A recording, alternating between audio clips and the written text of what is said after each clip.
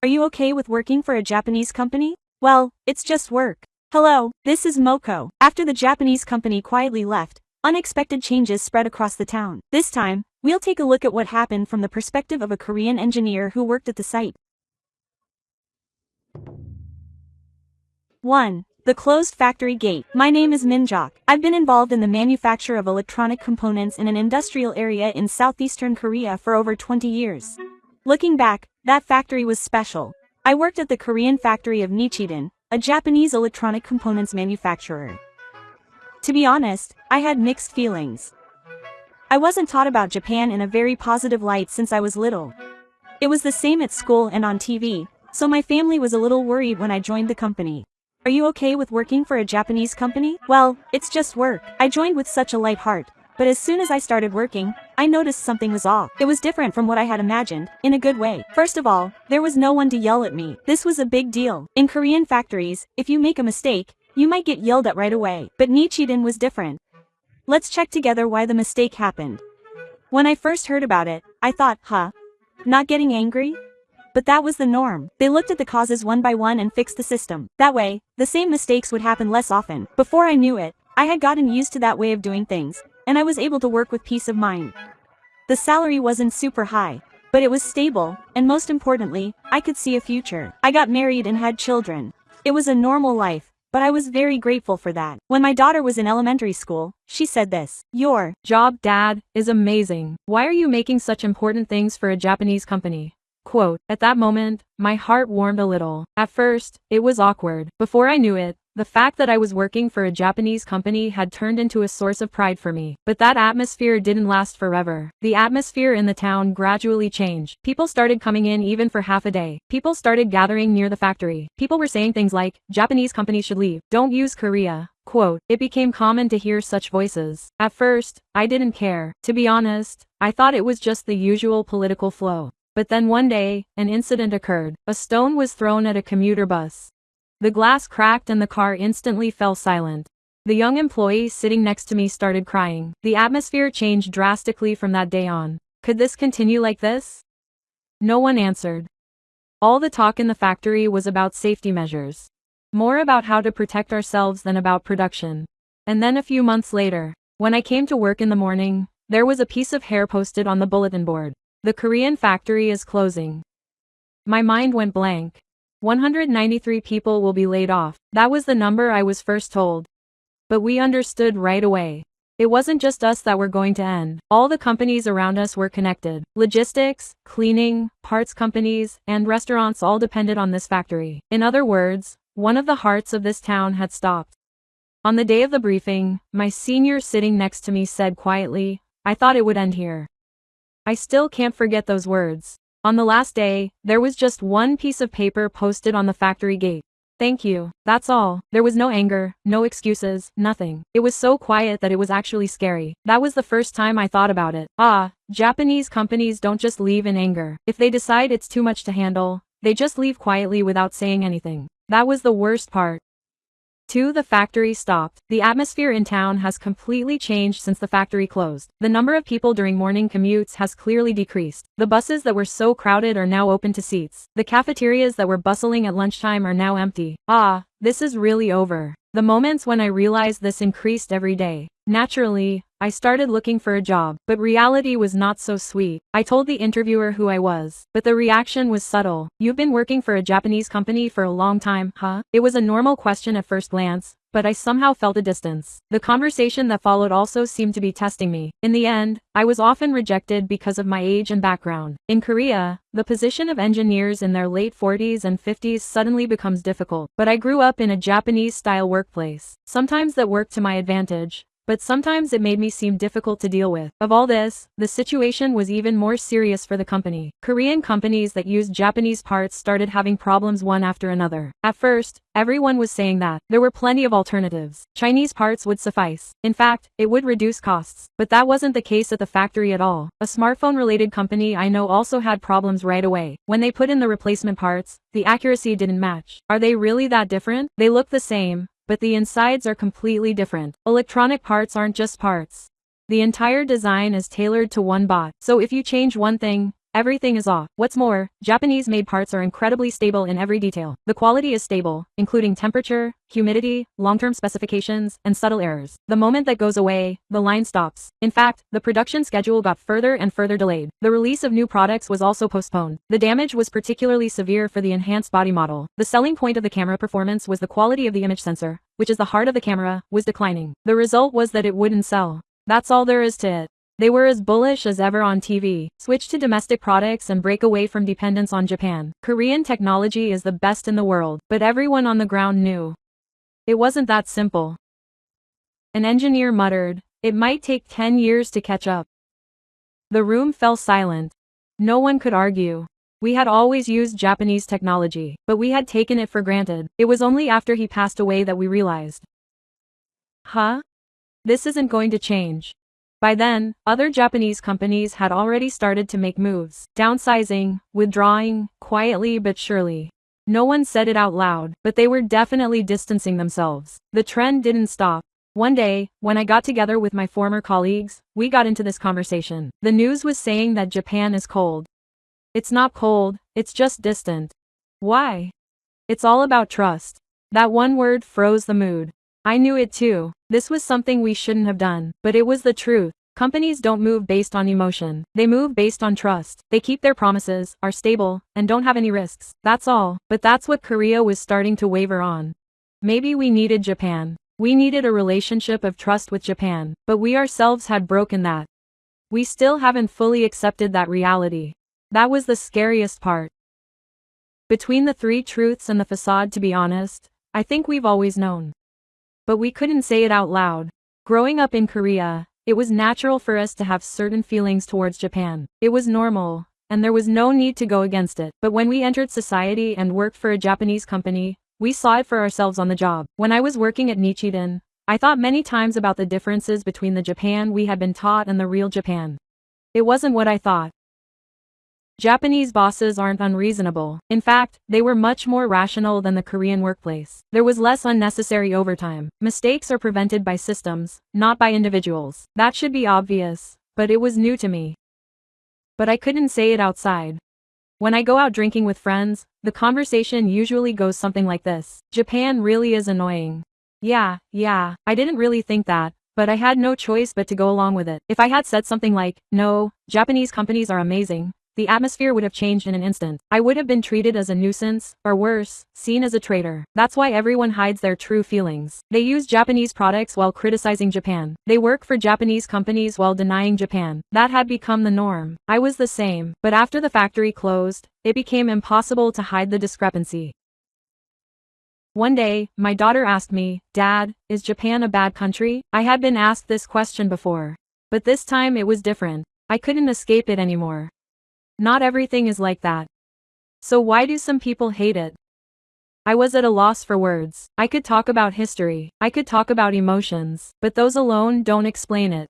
There are many reasons, but I think it's wrong to hate something without looking at it properly. My daughter thought for a moment and then nodded. At that moment, I felt a little scared. I wondered if I was teaching my own child things that are difficult to say in Korea. But at the same time, I thought, this can't go on like this anymore. After the factory closed, changes began to appear even among my former colleagues. One young employee said, "Senior, I'm studying Japanese." Huh? Why do you want to work for a Japanese company again? Those words shocked me a bit. I felt like if I lived my life based on my emotions alone, I would be left with nothing. I couldn't say anything. I just thought I understood. We've always acted based on how we feel. But in reality, the outcome is determined by how we act. We distance ourselves from Japan with our emotions and rely on Japan for our technology. That contradiction had reached its limit. But I was afraid to admit that contradiction, because it would mean denying what we had believed in up until then. One of my seniors suddenly said, "We're actually grateful to Japan." The room fell silent. No one denied it. But no one confirmed it either.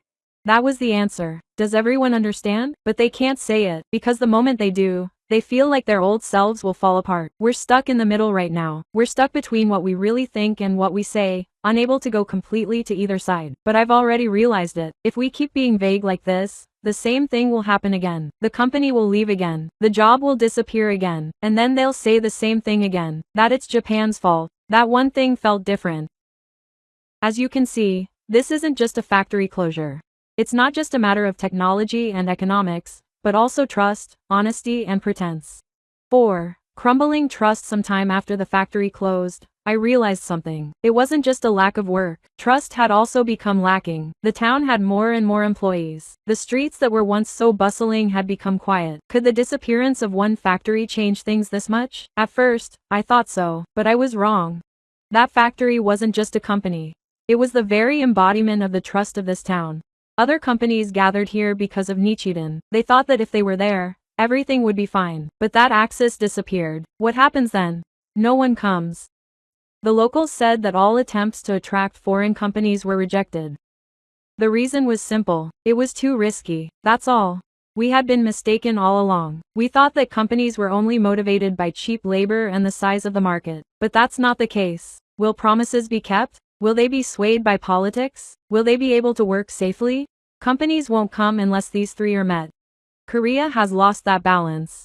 What do companies think from the outside looking in on Japanese companies? With their biased media coverage and strong political statements, it's dangerous to make long-term investments here. It was only natural to judge that, and once an image is formed, it's not easy to erase. It's not just Japanese companies. Western companies have also started to distance themselves. I had the opportunity to talk to someone from an overseas company during my final job search. He said it gently, but his message was clear. Korea has a lot of talented people, but he continued after choosing his words carefully, saying that many companies are concerned about political risks. In other words, it's like this. They have the ability, but the environment is unstable. I think that's a pretty harsh assessment. That was the first time I understood. The problem isn't just their relationship with Japan. It's how they're viewed by the world. Korea is successful in terms of culture. K-pop, drama, cosmetics. These are accepted around the world, but that's separate from trust. What companies look for is stability, not emotion. And Korea was starting to lose that. One day, I got an email from a Japanese former boss. It was nice working with you. That was all. There were no accusations. There was no anger. It just felt like they were going to end it quietly. At that moment, I thought, oh, this means they have no intention of coming back. As long as they're angry, the relationship will continue. But if they leave without saying anything, it means they've completely lost sight of you. That was the scariest thing. 5. The chain of collapse. What really scared me after NEC went out was the chain of collapse. At first, it wasn't over with just one factory closing. The companies that supplied parts to that factory, the companies that dispatched workers to the companies that supplied materials, they were all connected. If one of them were cut off, everything would collapse. A company I knew was caught up in that flow. The parent company told me that their contract was being terminated. That was sudden. Too sudden. There would be no work from next month. The company was a small company with about 20 people, but it had been profitable all along. It all ended in just a few months. The reason was simple. Japanese parts were no longer available. That was it. It was the same with smartphone companies. Image sensors, control chips, and precision parts all started to go slightly out of sync. What happens then? 1. Quality drops. 2. Complaints increase. 3. Sales drop. This flow won't stop. Moreover, there is a Chinese aspect to the market. It is cheap and has relatively good performance. As a result, Korean products are no longer chosen, and companies take action. One company asked 200 out of 500 employees to take voluntary retirement, but even that was not enough. So the next thing they did was cut jobs. Some of them were fired for unbelievable reasons. Apparently they were fired just for liking a post on SNS. Huh? What for? Posting for half a day. To be honest, I didn't understand the meaning at first, but when I heard the reason, I understood, because it would have a negative impact on the relationship with Japanese companies. In other words, this is what it means. People who put half a day out in the open are a risk to the company. That has become a reality. In the past, it was the opposite. It was safe to work half a day. It was even appreciated. But now it's different. Companies have started to prioritize trust in order to survive. What happened as a result? The rules of Korean society have quietly begun to change. But even so, many people still do not face reality. Their anger is directed at Japan again. Because Japan withdrew. Because Japan will not help. But that's not right. I thought to myself many times, they must have been distancing themselves from Japan. I can't forget the words of a former employee. Without Japan, I can't do anything. But if I stop for half a day, I lose track of who I am. Quote, those words were very real. Korea is not just facing a technology problem right now. It is also facing an identity problem. It is necessary but not recognized. It understands but cannot say it. These contradictions are spreading throughout society, and they are tormenting Korea in the deepest ways. Can it change even with 6? I have been thinking about this ever since. Is Korea going to end like this? To be honest, I have thought so too. But recently, I have been feeling a slightly different atmosphere. Changes are emerging among the younger generation. They want to know properly. They want to see reality. Such voices are gradually increasing. There are people like Gifu. I want to work in Japan. Why do I feel that way? I want to learn technology properly. Those words are very simple, not emotional, but I think they are the essence. I think this is probably what Korea needs. 1. Separate emotions from reality. 2. Accept dependence. And 3. From there, aim for independence. To be honest, even these 3 things are not easy. Changing what you have believed in up until now is very difficult. Quitting half a day is not just a diplomatic issue. It means changing your own common sense. But if you don't do that, the same thing will happen again. Companies will leave, jobs will disappear, trust won't be restored. Conversely, if you are bought, you still have a chance. In fact, there are young companies that have been working in Japan and Korea for their entire lives. They compete based on technology alone, without bringing politics or history into the picture. Places like that usually do well. In the end, I think the answer is simple. It all comes down to honesty. Everything is determined by whether countries, companies, and people are honest with each other. I'm not young anymore. To be honest, it may be difficult to make big changes from here, but I want the next generation to make different choices. Look at reality, not just emotions. Understand, not just hate. If we do that, the day may come when the factory lights return to this town. That's what I want to believe. Various opinions have been received from people overseas on this topic, so I would like to introduce some of them. To be honest, the thing I felt most when I saw this story was the importance of trust. Companies make decisions based on risk, not emotions. It goes without saying that no matter how excellent the technology or human resources are, it is not possible to invest in a place where the environment can easily change due to politics or public opinion. It seems that South Korea created that instability for itself. I think the withdrawal of Japanese companies was not a cold-hearted move but an extremely rational decision. I think it is a very typical case from the perspective of the manufacturing industry. The supply chain is supported by irreplaceable parts. Japanese parts and technology were probably the most important part of that. The whole thing collapsed as a result of neglecting that. I feel that South Korea's problem is not just technology, but also that they underestimated long-term trust.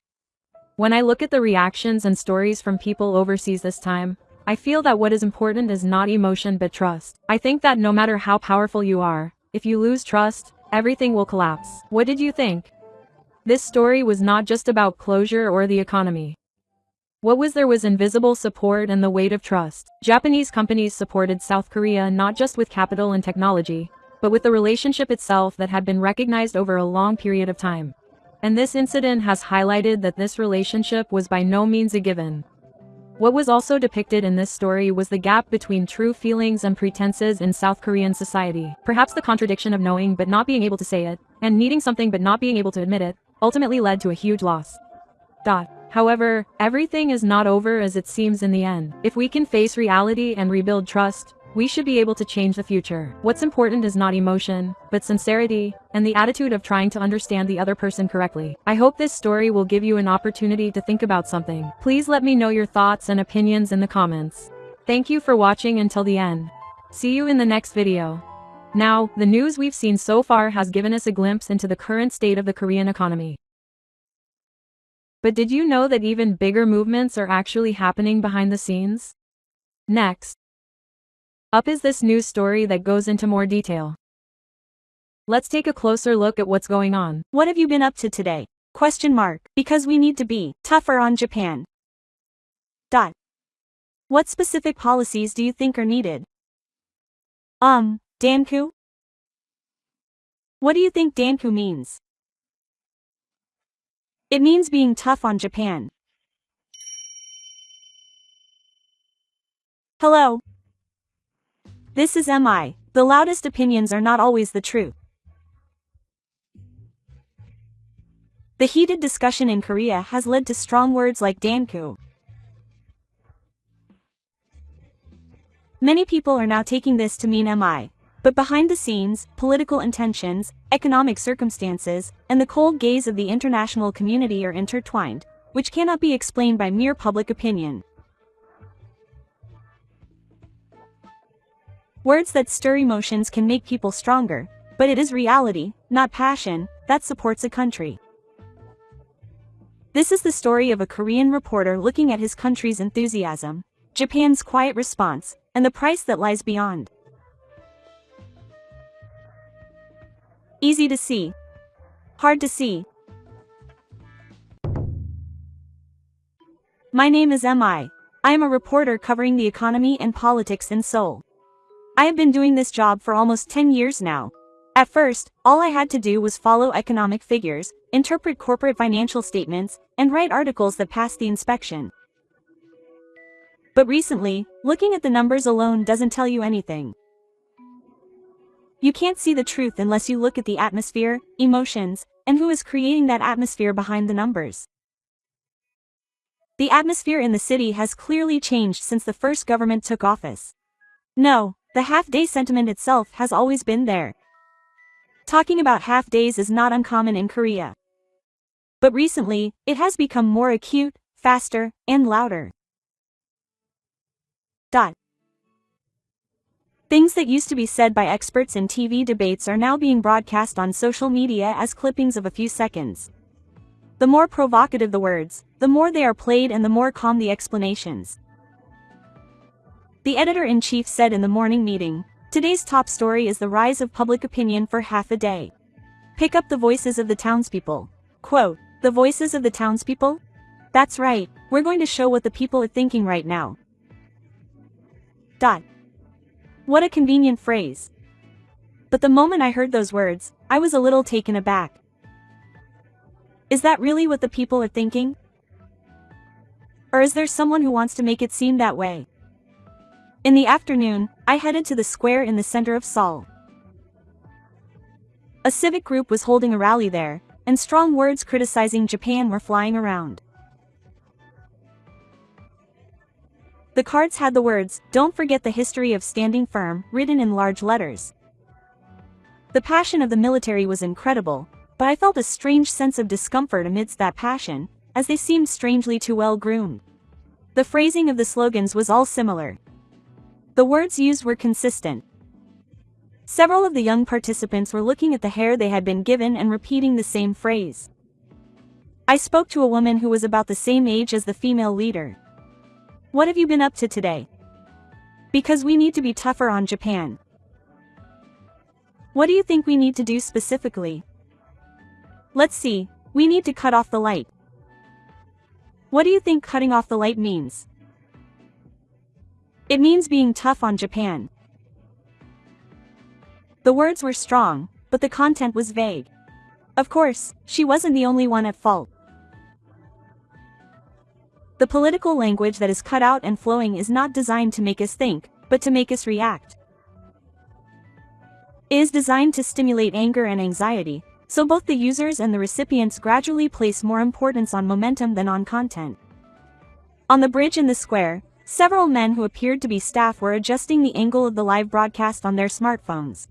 Some of them chose a position where they could see more people in front of a conspicuous flag. Ah, I thought so. The passion at the scene is real, but the way it is presented is calculated. That night, I met a friend from college who now works near the scene. As soon as I put down my glass of shochu, he gave me a wry smile. "You have a sour look on your face again. You went to the scene, didn't you?" "I did. Was that really me?" "It was me, but it wasn't just me." That's a very convenient way of putting it. That's how politics works. When public dissatisfaction is high, politics finds some kind of focus. Prices rise, employment becomes uncertain, young people have no hope for the future.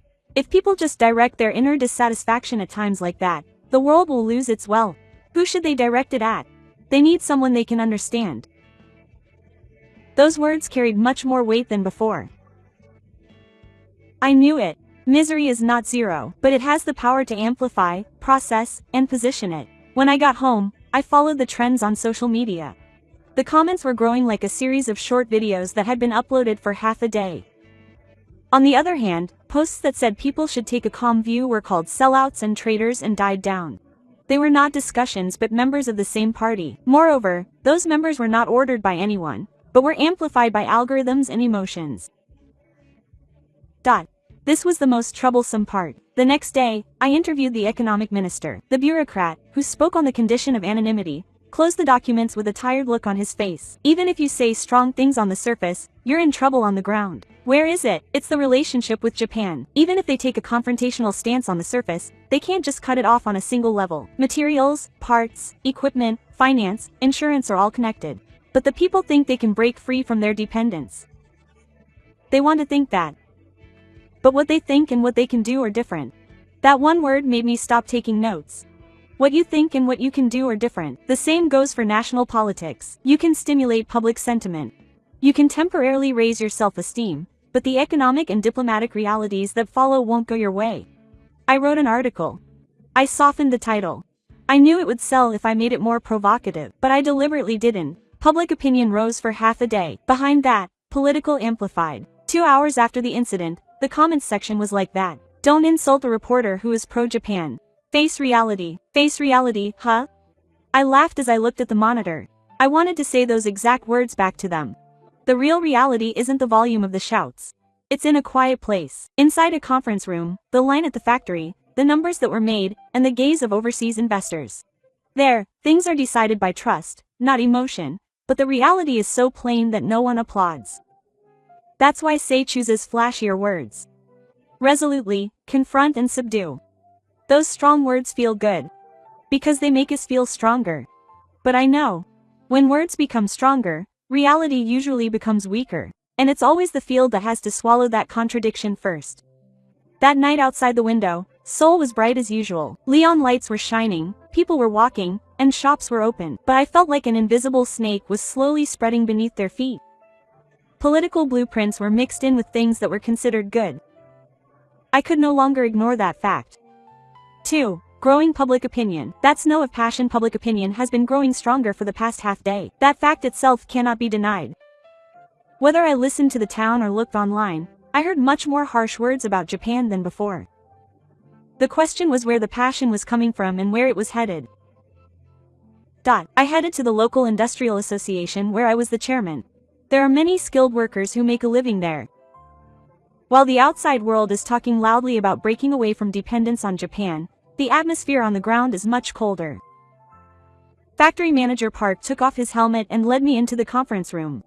Reporter, is this another article? No, if you want to hear about the field today, that's fine.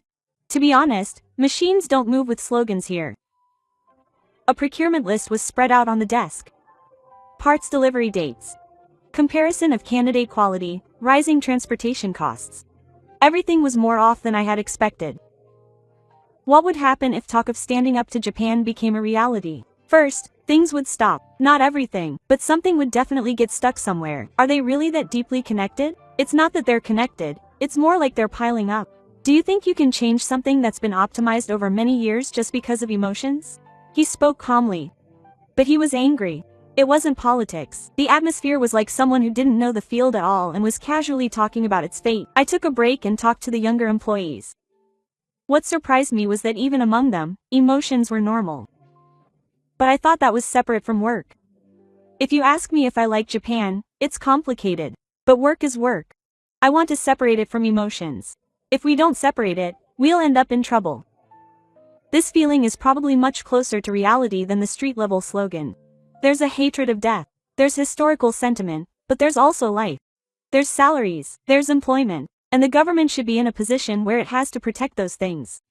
But political rhetoric is heating up instead. That's easy to understand when it comes to solidifying the governor's base. The economy is bad, prices are high, young people are upset.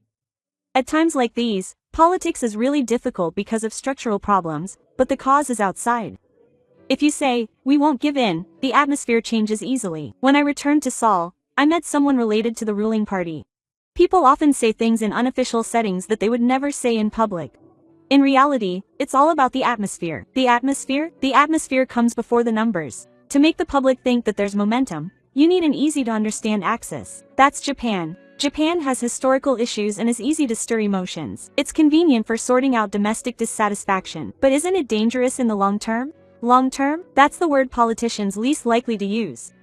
At that moment, I couldn't laugh. He was joking, but he was being serious. What's important for politicians is how to get through the next election, the next directive, and the next controversy. On the other hand, in the world of diplomacy and economics, Trust is built up over a period of several years, sometimes even 10 years. I felt that this timeline gap was increasingly affecting South Korea. My mother called me at night. Apparently, even in the neighborhood where the results were announced, there's been a lot of talk about the half-day mood recently. When I watch the news, I think Japan should be more clear about it. I'm sure there are many people who think that, but you see a lot of things for work, right? What's the real situation? I'm getting a little frustrated. Times like these are the hardest. If I give a simple answer, it's a lie. But if I make it complicated, it doesn't get through. It's true that some people are angry. But it's not all spreading naturally. There are also those who are inciting it. And it's not just the government that's inciting it. It's politicians, organizations, the media, and everyone on social media. It's kind of unpleasant. Yeah, what's even more troublesome is that the people being incited also think it's their own will. After hanging up the phone, I stared at the ceiling for a while. What is MI? Anger is real. Dissatisfaction is real. But if that resentment is deliberately organized, then it can no longer be called pure public opinion. The next day, I asked a political scientist at the university. He has always been known for not making nice talk. Respecting the people and exploiting them are two different things. Which do you think it is now? It's probably both. Is it really that effective to use the people's dissatisfaction while pretending to respect them? In the short term, people prefer easy enemies to complex failures. But the price is diplomatic credibility, economic predictability, and self-reflection. Thinking ability. Those words struck a chord with me. When people become good at something, they stop thinking. If the enemy is prepared, there's no need to be deeply burdened with crude oil anymore. After all, isn't that just convenient for politics? A few days later, there was another large half-day rally. It was bigger than before, and the video streaming was more sophisticated. The comments section was filled with enthusiasm. But behind the scenes, overseas financial news was quietly reporting on the instability of the Korean market. In countries with major political conflicts, countries with low predictability, countries where policy continuity is questionable, the outside world looks at the stability of actions rather than the correctness of emotions. I was horrified by that fallacy. Domestically, people are calling for a strong stance, while overseas, they are judged as unstable. The wider the gap becomes, the more it is the lives of citizens who ultimately suffer. Investment slows, currencies fluctuate, and companies become cautious. Employment weakens, but none of this is immediately visible. Because it is invisible, no one takes responsibility. As I wrote this article, my hand stopped at the keyboard several times. Domestic public opinion is rising. It certainly exists. But it would have been too sloppy to simply portray it as the pure will of the people. There is heat, but fuel is being poured into that heat. Who is pouring it, and why? If I didn't write about that, I would be lying as a reporter. My face on the monitor looked tired. But I knew I couldn't hold back any longer. I had to see what lay beyond this enthusiasm. Even if the reality ahead was one that was unwelcome. Emotions can move people in the moment, but it is calm calculation that sustains a nation. The stance of Japan, which continues to move quietly behind the heated public opinion, gradually begins to come into the public eye. The meaning of Japan's silence. Japan is weak. Japan doesn't say anything back. Japan gives in when pushed. I often hear such expressions in Korea, but I've always felt uncomfortable with their support. If the other party were truly weak, there would be no need to react so nervously. I flew to Tokyo for the interview in the sweltering summer months, when the plum blossoms were just beginning to bloom. I packed my schedule with meetings with people in charge of the economy and industry, people involved in the consumer sector, and researchers at think tanks. To be honest, I was a little expecting to see the Japanese side getting emotional, but the reality was surprisingly quiet. The first person I met was a Japanese researcher who had been watching Japan-Korea relations for a long time. I asked him frankly while drinking coffee served at his office in Tokyo. In Korea, there is a view that Japan is weak because it is weak. If that's how it appears, then that may also be part of its strategy. Strategy? It is often said that Japan is a country that does not react with emotion, but to be precise, it does not handle things with emotion. But behind the scenes, it's not exactly that it is emotional. All that is needed is to proceed with the necessary adjustments calmly, based on the system, the market, and corporate judgment. That alone, I quickly realized, was the scariest thing. Japan's response is not flashy, it's reminiscent. It's not like they make a big fuss every day about the ultimate measures. But instead, they are reviewing their supply chains, diversifying their investments, expanding their reach, and incorporating political risks. Their voices are quiet, but their footing is definitely changing. The next person I met, Teruma, was more realistic. The most troublesome thing for companies isn't emotionality itself. So what is it? It's becoming unpredictable. What's said today can change tomorrow. The atmosphere changes due to politics. That instability is troublesome. That's how South Korea is seen. At the very least, the risk assessment is rising. The moment I heard those words, my chest felt cold. The narrative domestically is still that Japan is in trouble. But perhaps Japan's dexterity has already begun to create a structure that will no longer be in trouble. And without a single yell, I met someone in the cleaning industry that evening. That person showed me the procurement route for parts. The ratio to South Korea has decreased compared to before, and the ratio to Southeast Asia and India has increased. It's not like I was intentionally missing out on South Korea. But as a result, there's been some distance. When political risk is high, that's what happens naturally. Companies are driven by continuity, not justice. Continuity, not justice. And South Korea is taking that lightly now. Domestically, historical correctness and national sentiment come to the forefront, but in the international community, especially in the economic arena, that alone won't protect contracts or investments. I watched a South Korean news program at the hotel. The host was criticizing Japan in a strong tone for not taking a clear stance. I smiled wryly as I watched the screen. It's not that they haven't taken a stance, they just don't need to express it in words. Their actions are already moving forward. The next day, I met Motohira, who is also knowledgeable about defense and diplomacy. The conversation expanded a bit from the economy. It's often said that Japan-South Korea relations are deteriorating, but the reality is much more complicated. They're apparently cooperating while maintaining their ties. Necessary cooperation will continue in areas of security, regional stability, economic security, and common interests. But in South Korea, the emphasis is always on conflict. Conflict is easier to understand as a story. And that was right.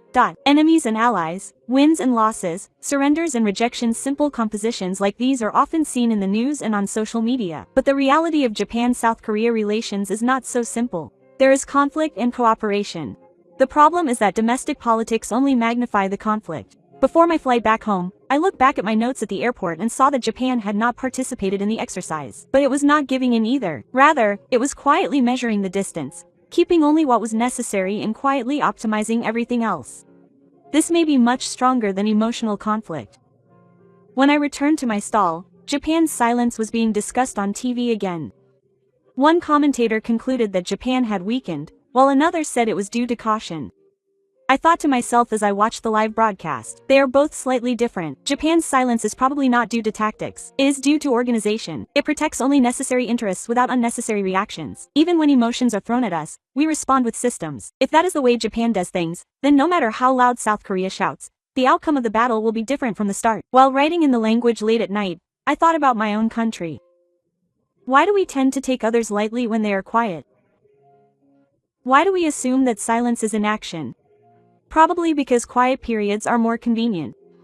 Because the moment we truly acknowledge that they are a strong opponent, we will have to change our own reality as well. But I have already seen it. Japan is quiet, but in its silence, it is steadily changing the future of distribution. It may seem slower than shouting, but in fact it is a way of listening much more deeply. For the weight of the word, cutting off ties. The word, cutting off ties, has taken on a life of its own. On TV, at rallies, and on social media, those two words resonate strangely strongly. Cut off, break up, be strong. It sounds good. It seems like they are prepared, but every time I hear those words I wonder. So what are they going to cut off and to what extent? So I decided to find out what would actually happen if I cut off ties. The first person I met was the procurement manager of a medium-sized company related to the reactionary group. The person explained while writing out supplies on a whiteboard. This is Japan, this is domestic, and this is third country. If we cut off relations with Japan, everything will not stop in an instant, but it will gradually break down. There are gradually major replacements. But accuracy stops at the low end, and small discrepancies occur in all maintenance. If these small discrepancies accumulate, the entire line will eventually become unstable. Small. They don't appear in political jargon, but they were vital in the manufacturing industry. One part is slightly delayed. The baking order is slightly different. One cleaning adjustment is off. These small things add up and eventually lead to huge losses. So how does shining sound to the people on the ground? Who will take responsibility for it? That's what they sound like. The answer was more serious than expected. Stopping the lights is a slogan for politicians, but for the people on the ground, it means breakdowns, delays, deficits, job insecurity, and customer loss. The next story I heard from an analyst who is knowledgeable about international finance was even colder. The market doesn't care about emotions. How do you view a forceful stance like stopping the lights? It's an unpredictable policy risk. Funds will quietly flee. Such immediate and loud conflicts serve as a warning to investors that they don't know what will happen next. Here again, predictability is what comes to mind. The international community doesn't take care of all the finer points of political debate. All they care about is whether a country is stable, whether it plays by the rules, and whether it won't suddenly change direction based on emotion. And when viewed by that standard, words of conflict are definitely a negative. A few days later, I mentioned this at the Koan physics site: container flows, insurance premiums, hiding places, pain procedures. International trade is based on countless assumptions of trust that aren't made public. If even one of these collapses, costs skyrocket. The manager of a logistics company said, "Politicians say they're going to stand up, but physics is not a broken wire. It's a network. If you cut one part of the network, it's not over. Another route will open up, which means insurance will go up, contracts will be reviewed, and the whole thing will become heavier." In other words, breaking the light is not something you can just do with determination. If you shake things up once, invisible costs will pile up across the entire country, and you'll hear about those costs slowly later. That's why politicians can easily deceive you. They can say, "Look, it's okay because it won't collapse right away." But in reality, competitiveness is being quietly eroded. Quote, around that time, articles dealing with South Korea's political conflict had begun to appear in the foreign media. They weren't blatantly siding with one country or the other. Rather, they were colder. They were concerned about regional stability, the impact of the samurai aid, and the deterioration of investor confidence. In other words, they were genuinely saying, "Don't cause trouble." I tried to summarize that perspective in an article, but in the car, there was also talk of hype. Writing about the true feelings of the international community was too strong. But it's true. No one was buying into it. That's true. But readers want stories that are easier to understand. This is probably the result of prioritizing simplicity. The editor remained silent. I couldn't bring myself to blame him. Even the media isn't free from the quick. Strong words are read more, and quiet realities don't gain traction. Still, someone had to write. That's what I saw again. He was still in politics, but he looked a little more tired than before. How much thought do you really put into using the word cut off? It's probably half determination and half performance. Half performance? It can't be helped. If you don't appear strong, the real audience will distance themselves. The people on the ground pay the price. I know. But adults always go first to sharpen their applause. Applause? They probably don't realize how expensive it is. Talking about Danko is free. But if you put it into practice, the supply chain will be exposed, companies will become cautious, diplomatic trust will be destroyed, and the country will be remembered in the international community as difficult to deal with. The loss is not just in monetary terms. Once trust is damaged, it takes time to restore it. I walked along the side of the road for half the way home. The night breeze was a little cold, and the lights of the distant bridge swayed. Where is this country really headed? Even if they think they are shouting to protect their pride, they end up undermining their own foundations. I didn't want to see that future, but the reality has probably already begun. The lighter the word Danko, the heavier the price it will cost. And it's not the people clapping in front of the TV who will really notice the weight of it. It's the quiet factories, the quiet markets, and the quiet international community. Politics that shout and markets that silently make judgments. That warmth is the danger that South Korea is facing now. Minji delves further into the true nature of Japan-South Korea relations, where conflict and cooperation coexist. 5. Japan-South Korea relations cannot be described simply as worsening. In South Korea, people like to say that Japan-South Korea relations are at their worst. It's easy to understand and it fits the sentiment. But the more I continue my reporting, the more I feel that way of putting it is unreasonable. If it were the worst, it would be easier. Everything would be severed, everything would stop, and everyone would be enemies. But the reality is different. They are in conflict, but they are also cooperating. They are evacuating each other, but the necessary channels are not closed. This twisted relationship is the true nature of Japan and South Korea. I met with a colleague in charge of security and talked to him. Unlike me, who only looked at politics and economics, He is knowledgeable about the practical aspects of defense and diplomacy. If you only look at the words on the surface, it may seem like things are getting worse. It actually does seem that way, but there are many areas of cooperation on the surface. Neither side can afford to completely sever ties now that the regional situation is unstable. The security environment in Northeast Asia is not so easy. Whether it's North Korea's actions, China's pressure, the alliance with the United States, or economic security, Japan and South Korea are not in a situation where they can completely turn their backs on each other. Yet in domestic politics, standing with Japan is talked about as if it were a fact. That simplification has always bothered me. A few days later, I had the opportunity to cover a private business meeting attended by Japanese and Korean companies. Of course, everyone at the venue was cautious. They didn't talk about politics out loud, but when they got careless, their true feelings came out. They had emotions. But a company doesn't run on emotions. They need what they need. That short speech had it all. Emotions and necessity, standing and cooperation. Japan-Korea relations are burdened with these two things at the same time. After the meeting, one of the Korean participants sighed. Domestically, they are showing support for Japan, but on the ground, if they stop even the necessary cooperation, they won't be able to survive. How do they deal with that contradiction? They don't deal with it. They just make it invisible. They just make it invisible. I felt like that was happening all over Korean society right now. It happens on the surface. It connects behind the scenes. They somehow manage to keep that dual structure going, but there's no guarantee that it will last forever. As I was thinking about how to structure the article, I suddenly remembered Japan's attitude. Japan will not cut off necessary cooperation without going to the training and practice. On the other hand, it is gradually becoming less dependent. In other words, it is not getting emotionally involved and only keeping things as they usually are. I think this is a pretty tough response. Some in South Korea call it indecisive or vague. But to me, it seems like the opposite. It only keeps what is necessary and does not cause unnecessary friction. It is a strength that does not get swayed by emotional heat. I had dinner with Albin's father. My father is a traditional manufacturer and is not very knowledgeable about politics, but he has a keen sense of the situation. From watching the news, he seems to be very good at signing contracts. He may be showing that in some ways, but I guess it is a continuation of the Showa era. Yeah, it is not completely broken where it is necessary.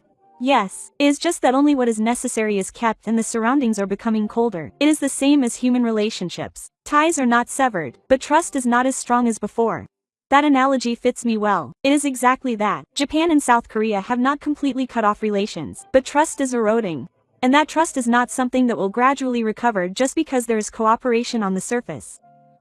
The following interview article was summarized. The headline reads as follows: Japan-Korea relations, conflict and cooperation progressing simultaneously. The article emphasized that talking only about the deterioration would miss the essence. The real problem is not the existence of conflict itself. It is that continuing to use conflict as a means of domestic political support destabilizes even necessary cooperation. As usual, opinions were divided after the article was published. Some were angry, asking why people were still expecting more from Japan, while others praised the article for finally describing reality. But what gave me some relief were the quiet messages I received from people working on the ground. I had finally seen an article that was close to what they felt. The reality of work cannot be explained by just otachi. I hope more people will separate emotions from economics. I felt a little relieved when I read those words. Not everyone has been swept up in the enthusiasm yet. There are people who can see it. It's not just the loudest voices. Japan-Korea relations are deteriorating. That is certainly one aspect of the truth, but that is not enough. Necessary cooperation remains. Interdependence continues as usual on the ground. That is what makes it so troublesome. Trust is eroding even though it is an unbreakable relationship. If that situation continues for a long time, it will be a loss for both sides. I thought that I had to write about that complexity. Not a simple story of friends and enemies, but a more complicated and unstable structure that is much closer to reality. That is probably the perspective that this country is lacking the most right now. 6. Where is the economy headed, and what is the world seeing? In the end, what I had to face was the Korean economy itself. The Korean economy is characterized by a lot of stagnation and political conflict. But if you look at the economic scene, there is a comprehensive dependence that cannot be resolved with emotional arguments. And yet, politicians are free to talk about breaking away from dependence over and over again. The question was whether that was really possible. An expert said this while leafing through documents in a conference room for economic researchers. Korea has been working to reduce its dependence on stagnation for many years. Has it achieved any results? There have been some results. But it is still far from a complete break. Why? Because a supply chain is not something that can be solved by simply changing import sources. It involves quality, trust, technology, maintenance, finance, and transportation. I have heard that explanation many times, but each time I hear it again, the lightness of the political slogan becomes more apparent. It is a strong word for breaking away from dependence, but the reality is more like a book that says that rather than being dependent, they live within a literary and business structure that has been built up over many years. In other words, the Korean economy is connected to Japan. At the same time, Japan is connected to Korea to the extent necessary. But the crucial difference is how they approach that connection. Japan has been promoting risk diversification. Korea, on the other hand, is wavering between political rhetoric and economic reality. I also spoke online with an Asian representative at an overseas investment fund. His concerns were surprisingly cold and clear. We don't invest in the outcome of historical disputes. So what do you look at? Policy consistency, legal stability, and predictability of international relations. How do you feel about it? The potential is high. However, when there is a lot of political noise, we become cautious. Political noise. This is probably what the international community really thinks. It doesn't matter which side is right. It's about which side is stable, which side is predictable, and which side won't cause unnecessary surprises. The world is watching.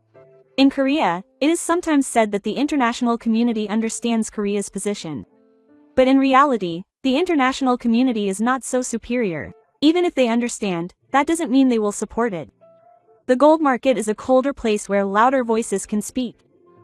One day I was looking back at some old interviews. There were sexual speeches, rallying cries, and TV slogans. All hot and all strong.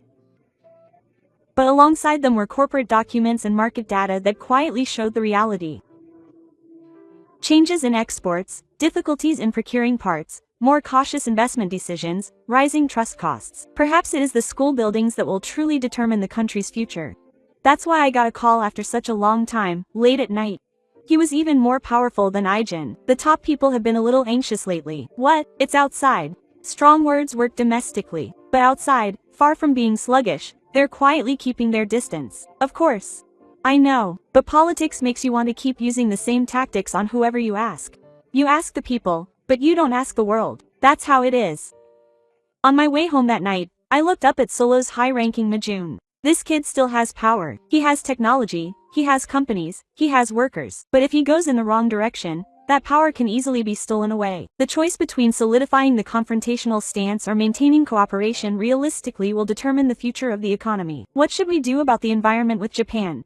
Should we use strong words to gain applause, or should we face the quiet reality and rebuild the necessary trust?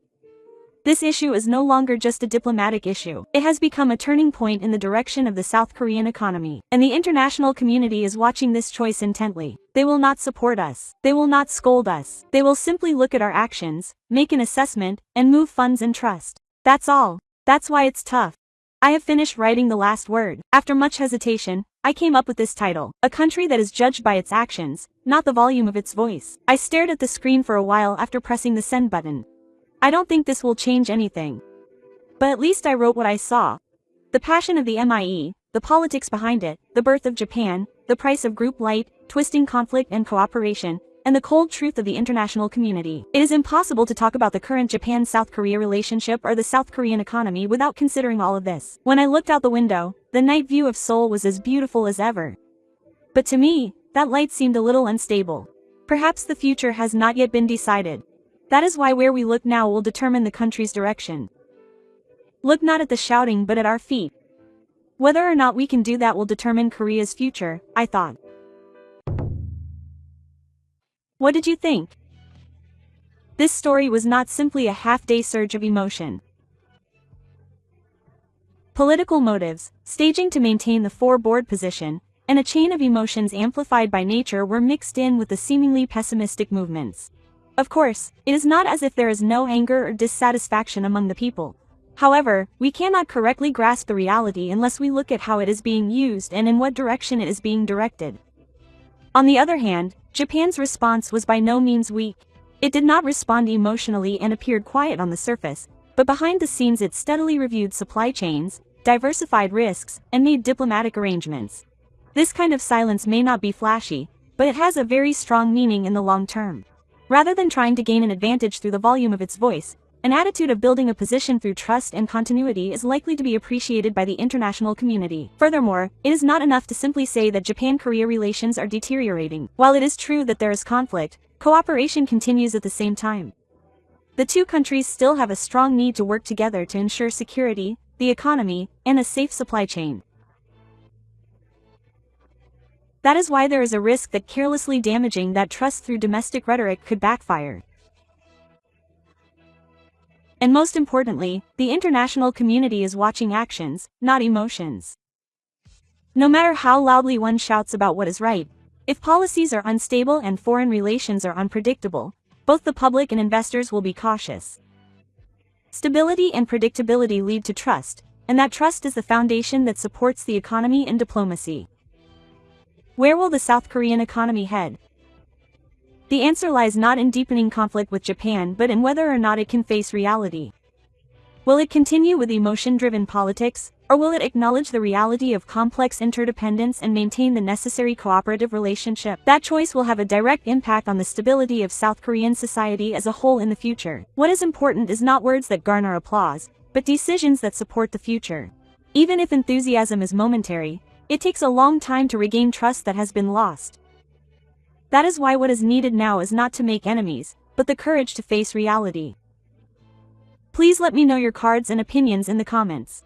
Thank you for watching until the end. See you in the next video. See you in the next video. See you in the next video. See you in the next video. See you in the next